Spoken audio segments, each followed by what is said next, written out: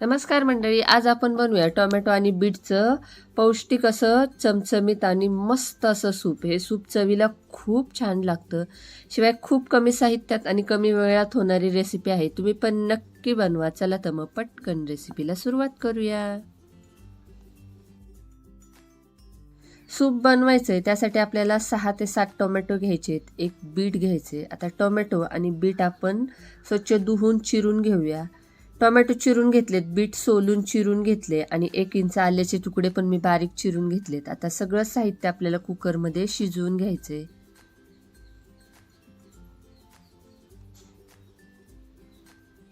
Bit, tomato, अद्रक कुकरमध्ये घेतल्यानंतर आपल्याला 3 मोठ्या वाट्या पाणी घालून घ्यायचे. तुम्हाला सूप किती बनवायचे त्याप्रमाणे पाणी कमी जास्त घेऊ शकता. आता कुकरचं झाकण लावून घ्यायचंय आणि आपल्याला 3 ते 4 शिट्ट्या करून घ्यायच्यात.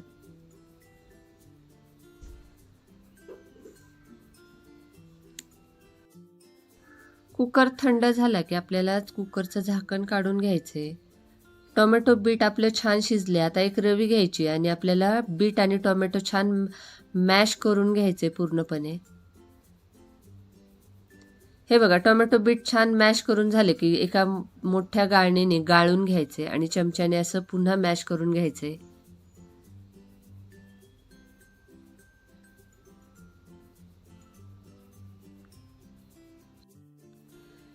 सूप गाळून झाल्यानंतर थोडं जाडसर टोमॅटो आणि बीट उरले ते आपल्याला एका मिक्सरच्या भांड्यामध्ये काढून घ्यायचे आणि सूपचंच 1-2 चमचे पाणी घालून आपल्याला मिक्सरला बारीक वाटून घ्यायचे. टोमॅटो आणि बीट वाटून झाले की पुन्हा गाळणीने आपल्याला गाळून घ्यायचे. पूर्णपणे आपल्याला बीट आणि टोमॅटोचा गर काढून घ्यायचा आहे.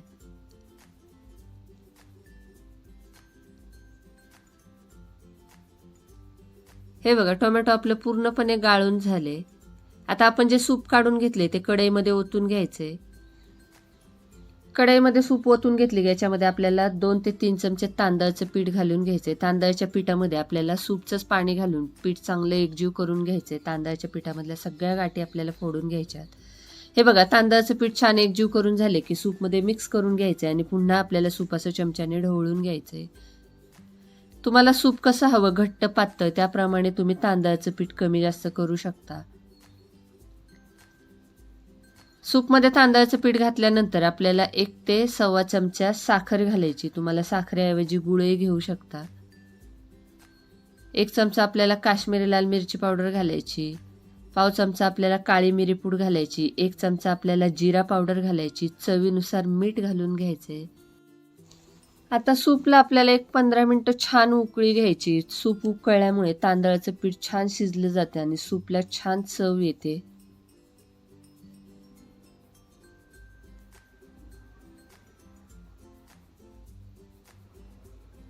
हे बघा, 10 ते 15 मिनिटं झाले. सूप आपलं छान झाले. तांदळाचं पीठ छान शिजले आणि सूपला ग्रेव्हीही छान आली. आता सूप तुम्हाला कसं हवं, घट्ट पातळ, त्याप्रमाणे. तुम्हाला जर पातळ हवं असेल तर थोडं पाणी घालून पुन्हा उकळी घेऊ शकता आणि घट्ट हवं असेल तर थोडंसं तांदळाचं पीठ मिक्स करून पुन्हा 1-10 मिनिटं उकळी घेऊ शकता. पण हे सूप परफेक्ट प्रमाणात झालेलं आहे. तुम्ही पण नक्की बनवून बघा. आणि आजची रेसिपी आवडली असेल तर चॅनलला लाईक, शेअर, सबस्क्राईब करायला विसरू नका. सूपला आणखी थोडी चव येण्यासाठी याच्यामध्ये मी 1 चमचा बटर घालून घेते. बटरऐवजी तुम्ही तूपही घालून घेऊ शकता. बटरमुळे सूपला आणखी छान चव येते. सूप आपले तयार आहे. आता आपण सूप वाटीमध्ये काढून घेऊया.